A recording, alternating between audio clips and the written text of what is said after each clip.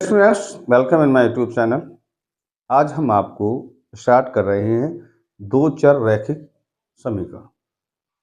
मैं किसी प्रॉब्लम की वजह से 3-4 रोज से मैं आपको वीडियो नहीं डाल पाया, उसके लिए सॉरी।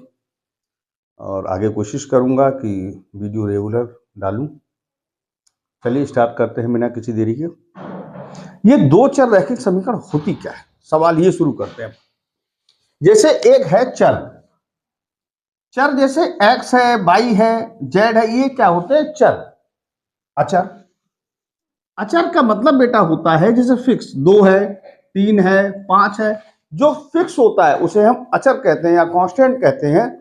जो चेंजेबल होता है उसे हम चर कहते हैं। जब चर और अचर को मिक्सअप करके लिखा जाता है यानी मिला के लिखा जाता है, जैसे 2x + 5, तो इसका नाम होता है व्यंजक। क्या होता है बेटा? व्यंजक। अब बात आप कहेंगे सर मैं बात कर रहा हूं दो चर रैखिक समीकरण की, आप सर मुझे व्यंजक पढ़ा रहे। तो मैं समझाता हूं। जैसे अगर कोई इस प्रकार से कोई समीकरण है, मान लीजिए x + 4 = 0 है। जब किसी व्यंजक में बराबर हो जाता है, जब किसी व्यंजक में बराबर लग जाता है तो उसे हम कहते हैं समीकरण। अब ये चर जो है वो एक चर है, यानी x एक ही तो है, तो एक चर हो गया।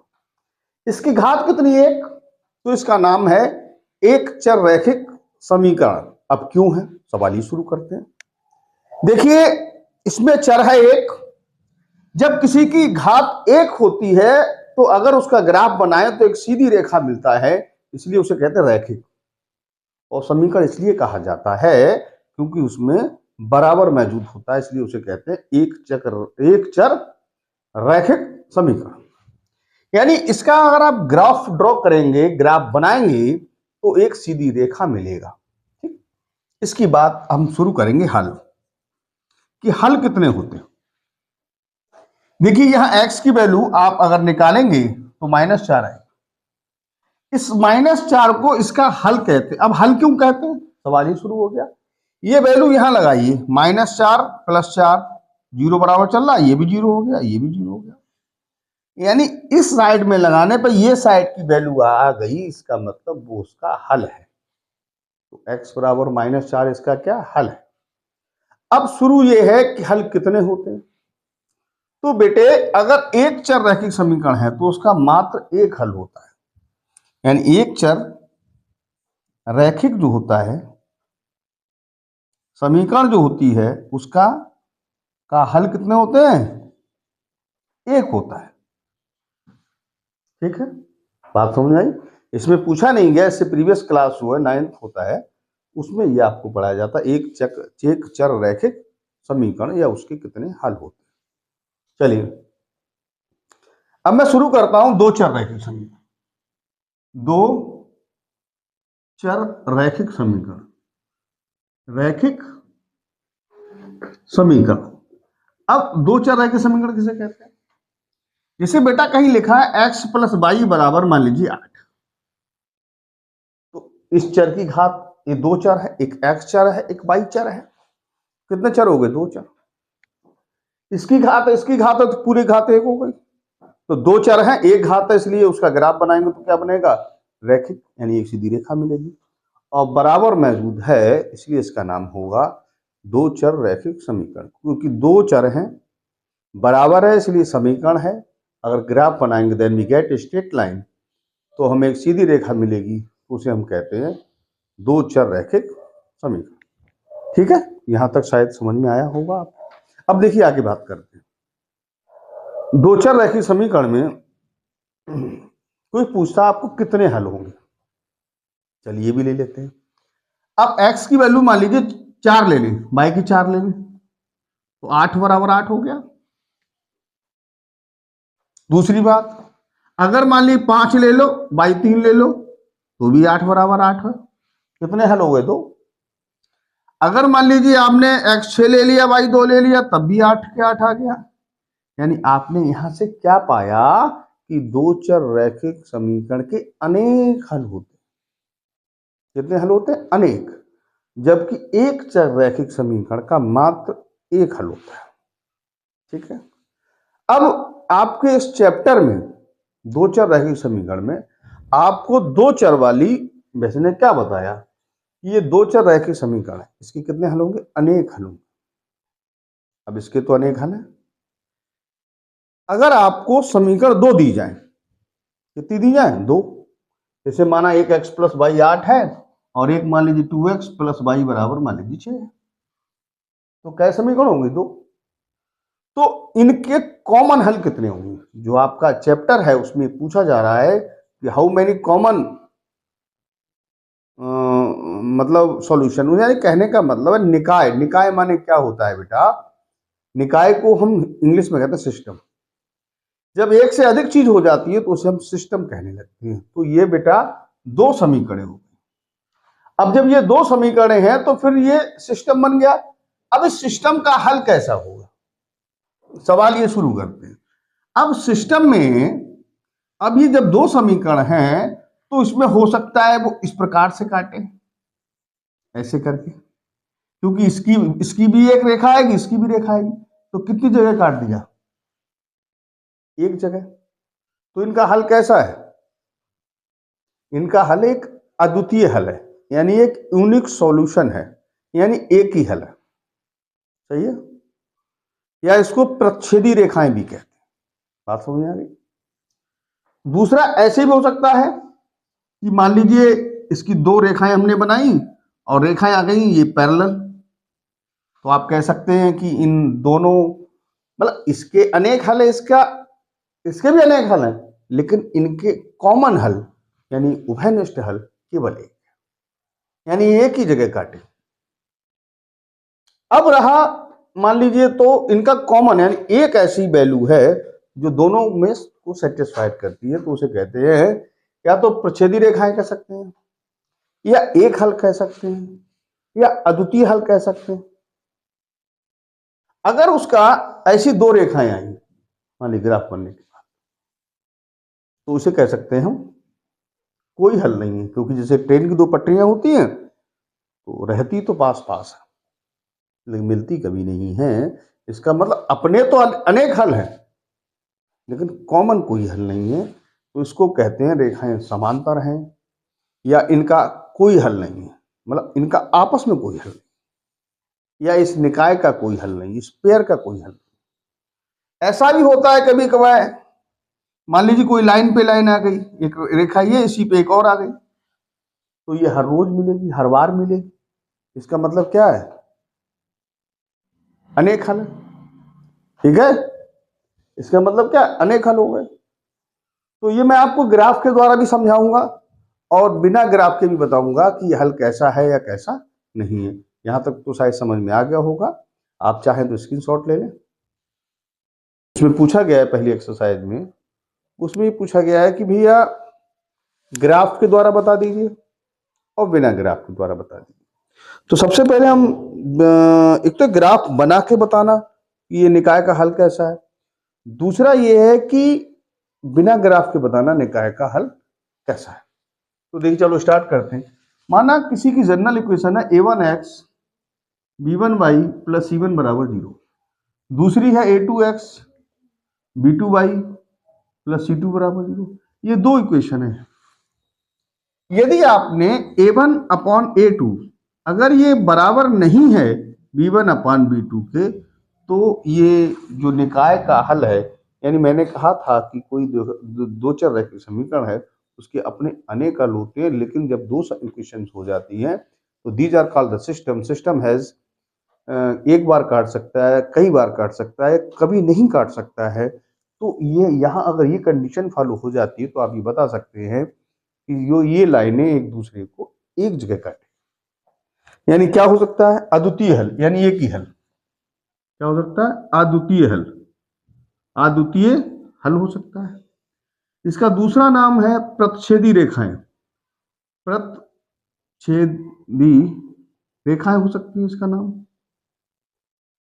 नंबर अगला संगत।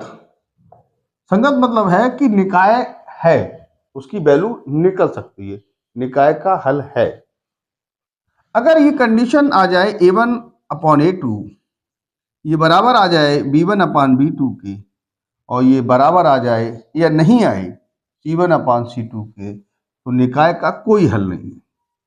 ऐसा है, कोई हल नहीं है। अच्छा, कोई हल नहीं है तो इसका मतलब ये भी हो सकता है कि रेखाएं कैसी आ गई, समांतर, यानी काटेंगी ही नहीं, तो समांतर भी कह सकते हैं आप। ठीक है।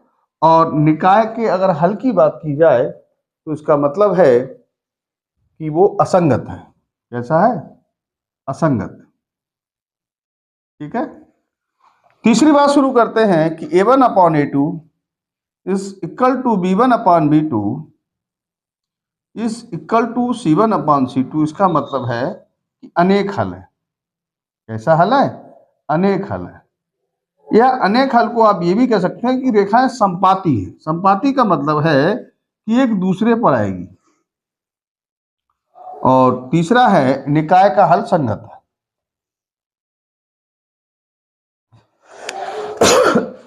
सॉरी, बात समझ आई यहाँ तक? तो यहां तक आप चाहे इसका स्क्रीनशॉट ले लें। तो चलिए डियर स्टूडेंट्स, मैं आपको एक क्वेश्चन बताता हूं जी। क्वेश्चन है बेटा एक 6x,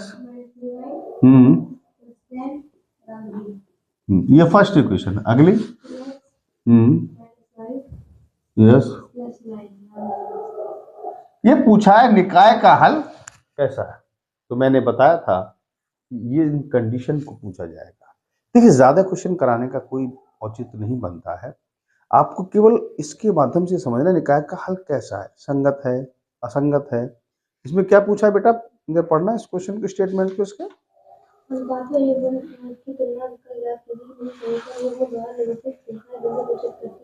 यानी प्रच्छेद करती हैं, समांतर है या पर संपाती। तो देखो यहां क्या लिख लें हम, यहां लिख लें,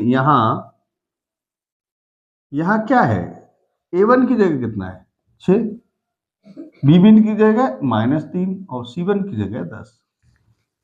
फिर यहाँ a2 निकालिए, a2 कितना है 2, b2 कितना है -1। जब किसी का मल्टीप्लाई नहीं होता तो फिर आप उसे कर सकते हो। c1 कितना है 9। ठीक है। अब सबसे पहले हमने निकाला यहाँ a1/a2, 6/2 या 3/1। फिर निकाला हमने b1/b2, ये हुआ -3/-1, ये कैंसिल हो जाएगा 3/1। तो देखो ये दोनों बराबर आ चुके हैं। और आपको मैंने यहाँ पीछे बताया था अगर ये बराबर नहीं आते तो फिर तीसरे को नहीं निकालते। अब हमें सस्पेंस है, ये नंबर है या फिर इस पे हम डाउट पे चल रहे हैं, तो हम c1/c2 और निकालें 10/9। ये कैंसिल नहीं हो रहा है, तो कंडीशन कौन सी फॉलो हो गई, ये बात। ठीक है। तो यह लिख सकते हो यहाँ a1/a2 is equal to b1/b2 is not equal to c1/c2। अतः निकाय का कोई हल नहीं है। निकाय का नहीं, कोई हल नहीं है, ये पूछा, कोई बात नहीं लिख दी, निकाय का कोई हल नहीं है। लेकिन अब आपको इसमें 2-3 बातें इकट्ठी हो सकती हैं। अगर कहता निकाय का हल संगत असंगत है तो आप क्या लिखते हैं, असंगत। कोई हल नहीं पूछता, कोई हल है या अनेक हल है या एक हल है, तो यह कौन सा कोई हल नहीं है। अगर इसने आपसे पूछा है, इसने पूछा है बेटा आपसे कि निकाय का हल जो कैसा है, संपाती है या समांतर है, तो कैसा है, समांतर। कैसा हल है, हल समांतर होगा। कैसा होगा, समांतर होगा। ओके, यहां तक आप स्क्रीनशॉट ले सकते हैं। हाँ, तो डियर स्टूडेंट्स, मैं नेक्स्ट क्वेश्चन की बात करता हूं। अगला क्वेश्चन है, देखिए मैं उसके बेस पर सारे क्वेश्चन कराना पसंद करता हूं। कोई क्वेश्चन ऐसा नहीं जो छूट जाए। अगर छूट भी जाए then you comment on my YouTube channel. मैं कोशिश करूंगा, मैं आपको पहले अवगत करा चुका हूं कि मैं उसका आपको जवाब दूंगा। हम बोलना बेटा क्या जी, 9x + 3y + 12 बराबर, चलिए आगे बोलिए बेटा, 18x यस बराबर 0। ये 2 इक्वेशन है, आपको बताना है कि निकाय का हल कैसा है। तो यहां लिख लीजिए आप, यहां क्या है, A1 इक्वल टू 9, B1 3 और C1 है आपका 12। या A2 कितना है 18, B1 कितना है 6 और C1 कितना है 24। अगर आप A1 बटे A2 निकालते हैं तो 9 बटे 18 मतलब 1 बटे 2। B1 बटे B2 निकालिए तो 3 बटे 6 मतलब 1 बटे 2। और C1 बटे C2 निकालिए, ये आपका आएगा 12 बटे 24 यानी 1 बटे 2। यहां देखें A1 upon A2 is equal to B1 upon B2 is equal to C1 upon C2। इसका मतलब तीनों बराबर कब होते हैं? जब निकाय का हल अनेक हल होते हैं, या संपाती भी कह सकते हैं, आप संगत भी कह सकते हैं। तो इस क्वेश्चन में पूछा है निकाय का हल कैसा है, तो आप बताएंगे संपाती। यहां निकाय का हल कैसा है? संपाती है। कैसा है बेटा? संपाती। ठीक है, चलिए नेक्स्ट क्वेश्चन कौन सा है बेटा? जस्ट ए मिनट, इसमें थोड़ा सा इसको पोलियो की तरह ड्रॉप इसमें पड़ती है, तो इसको जरा ड्रॉप डाल लें। देखिए बहुत सिंपल क्वेश्चन है, मैंने उसके बेसिकली जो है बेस पे मैंने सारे क्वेश्चन करा दे रहा हूं मैं, और ग्राफ भी मैं पूरा आपको इन डिटेल समझाता हूं। और ये पूरी एक्सरसाइज फिनिश हो जाएगी कल। जो नेक्स्ट एक्सरसाइज है उसमें एक तो है सब्स्टिट्यूशन मेथड है, सब्स्टिट्यूटिंग मेथड, और दूसरा है एलिमिनेटिंग मेथड, यानी कि कहते हैं विलोपन विधि है और प्रतिस्थापन विधि है। ठीक है, अगला क्वेश्चन बेटा बोलना जरा। जी यस। फाइव, इसको इधर ले आइए। 3x प्लस 2y माइनस 5 बराबर 0, ये फर्स्ट है। अगला यस इक्वल टू 7, तो माइनस 7 इक्वल टू 0। अब ये 2 हो गई बेटा। यहां क्या है? A1 कितना है 3, B1 कितना है 2 और C1 कितना है माइनस का 5। A2 कितना है 2, B2 कितना है माइनस 3 और C2 है आपका माइनस 7। A1 अपॉन A2 यानी 3 बटे 2 और B1 अपॉन B2 निकालेंगे तो आ जाएगा 2 बटे माइनस 3 यानी माइनस 2 बटे 3। अब देखो जब यही बराबर नहीं आया तो तीसरे को निकालने की कोई जरूरत नहीं है। जब 2 बराबर आते हैं तब ये निकाला जाता है कि अनेक हल हैं या फिर कोई हल नहीं। तो यहाँ आप कह सकते हैं A1 upon A2 is not equal to B1 upon B2। अतः रेखाएं कैसी होंगी? प्रत्यछेदी, यानी एक जगह काटेंगे, प्रत्यछेदी होंगी। या अगर कहता संगत है तो उसे संगत भी लिख सकते थे, अद्वितीय हल भी कह सकते थे। तो आप इसका स्क्रीनशॉट ले लीजिए। हाँ, तो डियर स्टूडेंट्स, मैंने अभी आपको समझाया कि कैसे हम बताएंगे कि निकाय का हल। देखिए सारे सेम क्वेश्चन है, ज़्यादा क्वेश्चन कराने के वीडियो बहुत लंबा करने से कोई ज़्यादा वो नहीं है। मेरा उद्देश्य आप तक मेरी आवाज़ से मेरी बात पहुंचनी चाहिए। तो मैंने आपको समझा दिया, इसमें संगत असंगत समझ में आ गया, प्रच्छेदी रेखाएं संपाती है जो भी है। अब आपको ये हो सकता है ग्राफ के द्वारा, तो पहले मैं आपको क्वेश्चन कराता हूँ, उसके बाद जो उनका एक स्टेटमेंट दिया जाएगा उससे आप इक्वेशन बनाएंगे, उसका ग्राफ बनाएंगे। यानी ग्राफिकली आपको ये प्रूफ करना है कि रेखाएं संपाती हैं, समांतर हैं या क्या है। तो इसी क्रम में मैं आपको क्वेश्चन लेता हूँ। पढ़ना बेटा क्वेश्चन। 2x यस बिल्कुल 4x माइनस 2y। देखिए सही लिखा है पहले आप, ठीक है। देखिए हमको ग्राफ बताना है, तो जरा क्वेश्चन पढ़िए क्या कह रहा है बेटा।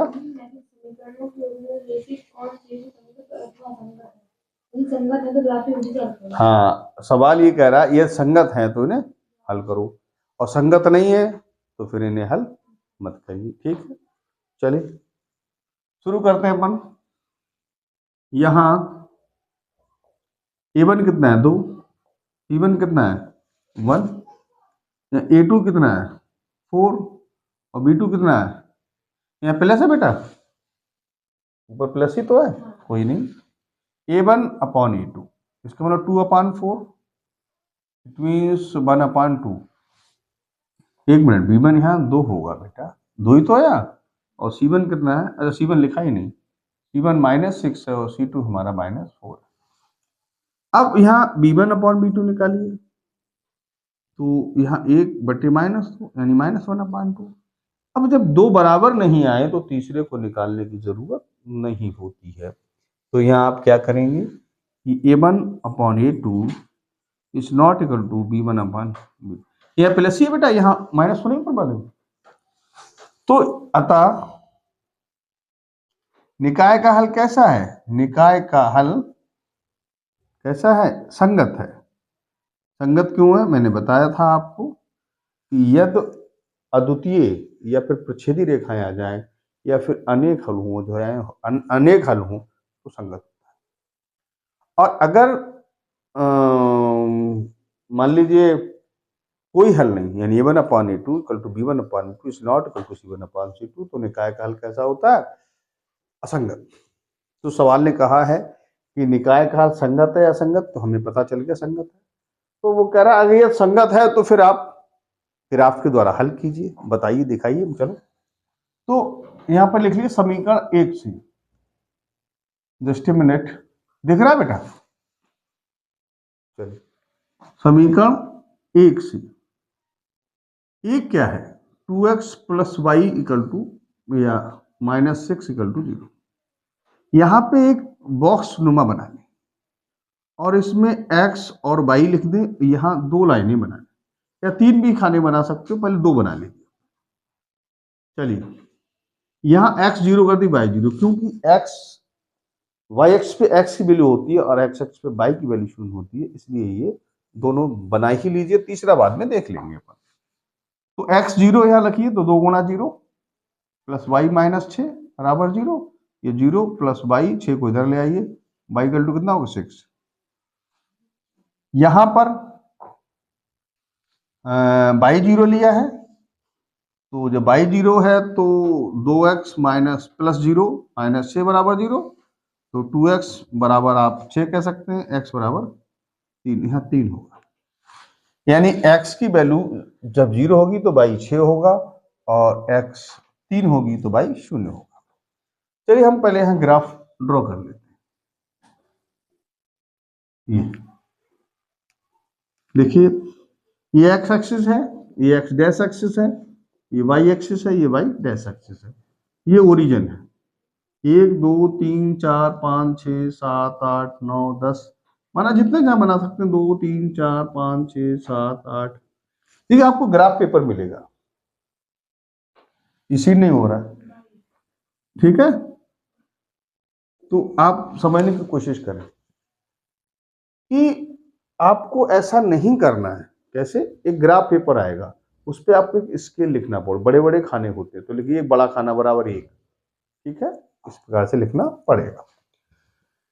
चलिए यहाँ 1 2 3 4 5 6 7 8, तो देखिए यही प्लस का होता है, तो 1 2 3 4 5 6 7 8, या -1 -2 -3 -4 -5 -6 -7 -8, 1 2 3 4 5 6 7 8, यहाँ -1 -2 -3 -3 -4 -5 -6 -7 देखिए, x पर x प्लस के मान होंगे, y पर y प्लस होंगे, x डैश पर x माइनस और y डैश पर y माइनस।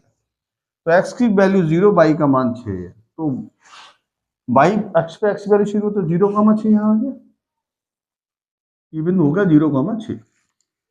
3,0, x का मान 3 है, y का मान 0, तो यहाँ पे आ गया। तो इस लाइन का मतलब इस प्रकार से लाइन आपकी ड्रॉ हो जाएगी।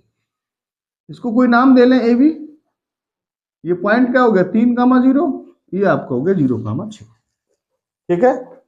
चलिए दूसरी समीकरण की बात करते हैं, समीकरण 2 से।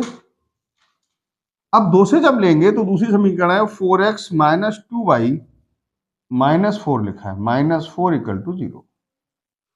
देखिए बेटा, यहां आप चाहें तो मैंने कहा वही बॉक्स बना लीजिए, यहाँ x और यहाँ y, x 0 y 0 कर दी, x के 0 लगाइए तो क्या होगा 4 गुणा 0 -2y -4 इक्वल टू 0, -2y 4 इधर ले आइए और y इक्वल टू आपका हो जाएगा -2, यानी अगर x 0 होगी तो y की वैल्यू कितनी होगी -2 होगी। अब y 0 है तो यहाँ लगाइए 4x -2 गुणा 0 -4, तो 4x बराबर इस 4 को इधर ले आइए तो 0 हो गया, x वाला क्या हो गया 1, यानी ये वैल्यू यहाँ 1 आएगी। तो 0 पर -2 और 1 पे 0, तो यहां हम शुरू करते हैं 0 पर -2, x का मान 0 है और y का मान है -2, यानी वो यहां पर है। दूसरा है x बराबर 1 है और हाँ, तो डियर स्टूडेंट्स मैं आपको ये समझा रहा था कि ये 0, -2, x की वैल्यू 0, y की वैल्यू -2, मैंने आपको पॉइंट बता दिया। x की वैल्यू 1 है और y की 0, तो वो यहाँ पे आ गया। जब ये लाइन इस प्रकार से ड्रॉ होगी ऐसे करके, तो ये लाइन कहीं इसको कट करेगी, तो ये इसका एक जगह काटते हैं। इसका मतलब निकाय का हल जो हमने आपको पहले समझाया था संगत है, यह अद्वितीय है, तो ये वाली बात आपको प्रूफ हो जाती है। आप चाहो तो ये कॉमन पॉइंट दोनों समीकरण आप हल करके इसका कॉमन पॉइंट निकाल के यहाँ दोनों जगह आप रख सकते हैं, वैसे कोई जरूरत नहीं इसको रखने की, ठीक है, आप इसका चाहे तो स्क्रीनशॉट ले सकते हैं। हाँ, तो डियर स्टूडेंट्स मैंने आपको बताया था, अभी मैंने आपको ग्राफ के द्वारा समझाने का प्रयास किया था। अच्छा, कभी कभार क्या होता थ्योरी भी आएगी, यानी कि क्वेश्चन को समीकरण ना देके थ्योरी में भी देगा। तो मैं 2-3 बातें मैं आपको इस सेक्शन में 2-3 पॉइंट हैं। पहला पॉइंट क्या है, दीज आर कैसी इक्वेशन है, यानी संगत असंगत या ये चीजें हैं। दूसरी इक्वेशन देकर आप ग्राफ के द्वारा पूछ सकता है, या फिर कोई स्टेटमेंट दे और उस स्टेटमेंट से आपको ग्राफ बनवाए। तो चलिए मैं अगला क्वेश्चन बात करता हूँ, पढ़ना बेटा क्या है। हाँ, तो कक्षा 10 के 10 विद्यार्थी हैं, उनमें से कुछ लड़के हैं और कुछ लड़कियां हैं, ठीक, आगे जी। लड़कियों की संख्या लड़कों की संख्या से 4 अधिक है, कोई नहीं, चलिए मैं स्टार्ट करता हूँ, समझाने की कोशिश करता हूँ। और तो इसमें थोड़ी सी कोई नहीं देखिए, क्या ग्राफी विधि द्वारा बताना ना, कोई नहीं, देखो माना लड़कियों की संख्या, माना लड़कियों की संख्या बराबर x, माना लड़कों की संख्या बराबर y। टोटल कितने लोग हैं 10 हैं, तो x + y = 10, समीकरण नंबर 1 हो गया। अगला कह रहा है लड़कियां 4 ज्यादा हैं लड़कों की अपेक्षा, इसका मतलब क्या, लड़कियों में से लड़कों की संख्या घटा दें तो 4 बचना चाहिए। लड़कियों की संख्या लड़कों तो 4 आ देगा, तो लड़कों की संख्या में से लड़कों की संख्या जब हम लेस करेंगे तो 4 बचना चाहिए। अब ये 2 समीकरण बन गए, इनको कह रहा है कि आप ग्राफिकली द्वारा ग्राफ बना के हल करना है। यहाँ लिख लीजिए समीकरण 1 से x + y = 10। अब यहाँ एक इस प्रकार से एक बॉक्स बना लीजिए, बॉक्स के आप 3 खाने के लिए, यहाँ x है और यहाँ y है। अब बेटा x 0 करिए तो y 10 हो जाएगा, y 0 करिए तो x = 10 हो जाएगा। इस तीसरे बॉक्स को खाली रहने दीजिए।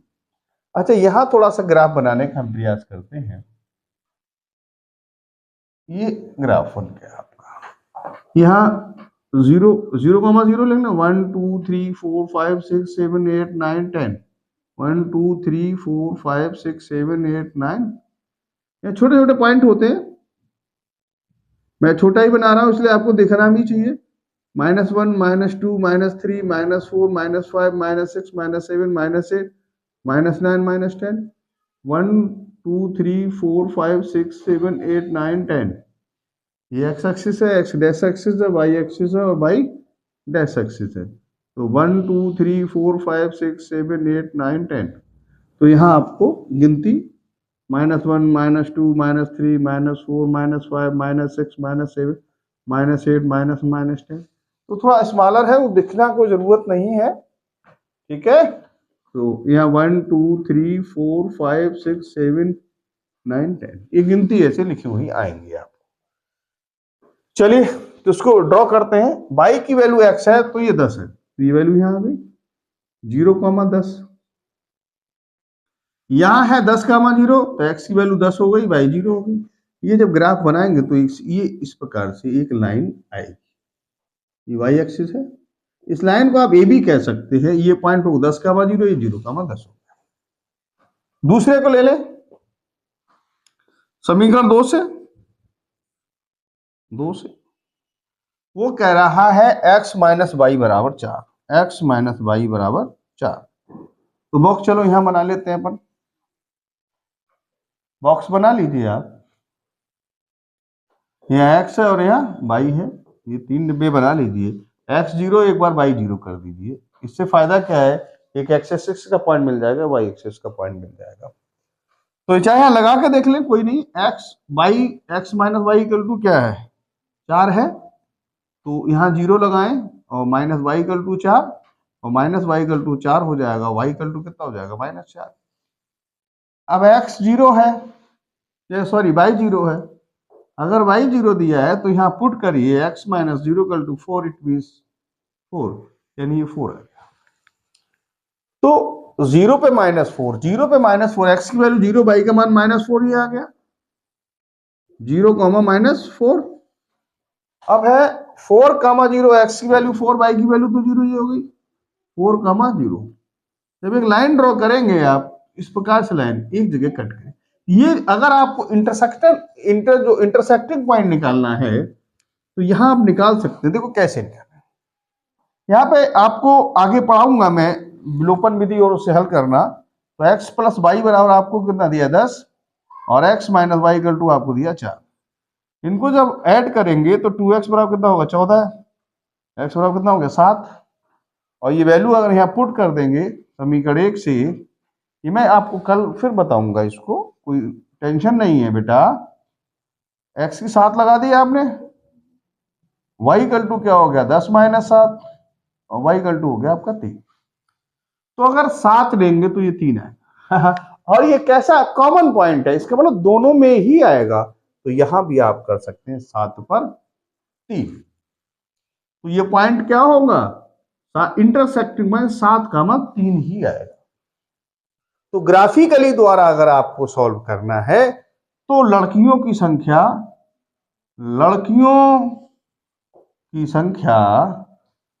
बराबर कितनी होगी, 7, और लड़कों की संख्या आपकी हो गई 3। देखिए डियर स्टूडेंट्स, मैंने आपको समझाने की, देखिए 2 चीजें मैंने बताई, इवन अपॉन ए टू ये निकाल के उसको ग्राफ, मतलब आपको उसको बताना है कि ग्राफ कैसा हल है या कैसा नहीं है, और अगर मतलब सॉल्यूशन कैसा है कैसा नहीं है। अगर इक्वेशन दी जाए तो आपको ग्राफ पर आके भी आपको बताना पड़ सकता है कि सॉल्यूशन कैसा है। अगर स्टेटमेंट दिया जाए तो इस प्रकार से आप उनमें निकाल सकते हैं। अच्छा, एक जगह काट रहा तो एक ही पॉइंट मिलेगा, कॉमन पॉइंट एक ही है, यानी एक ही बात आएगी। तो ऐसा तभी हो सकता है जब लड़कियां 7 हो, लड़के 3 हो। तो मैं समझता हूं यहां तक आपको समझ में भी आ गया होगा। अगर इसमें कोई प्रॉब्लम क्रिएट होती है then you comment on my YouTube channel. मैंने आपको पहले कहा है कि मैं कुछ प्रॉब्लम्स की वजह से मैं 4-5 रोज बाहर था, इसलिए मेरा वीडियो नहीं पढ़ सका। आगे इसमें अपनी कंटिन्यूटी बनाए रखने का प्रयास करूंगा, और यदि कोई प्रॉब्लम, मैंने कोशिश ये की कि सारा क्वेश्चन कराना एक पॉसिबिलिटी नहीं है। मैं चाहता हूं कि आपको यदि इसमें मैंने जो क्वेश्चन कराए हैं वो कोशिश की कि पूरी एक्सरसाइज आपके समझ में आनी चाहिए। यदि इसके अलावा आपको कोई दिक्कत आती है then you comment on my YouTube channel. आप क्वेश्चन मुझे सेंड करिए, मैं आपको उसका आंसर दूंगा। और अगर वीडियो अच्छा लगे तो लाइक करें। Thank you.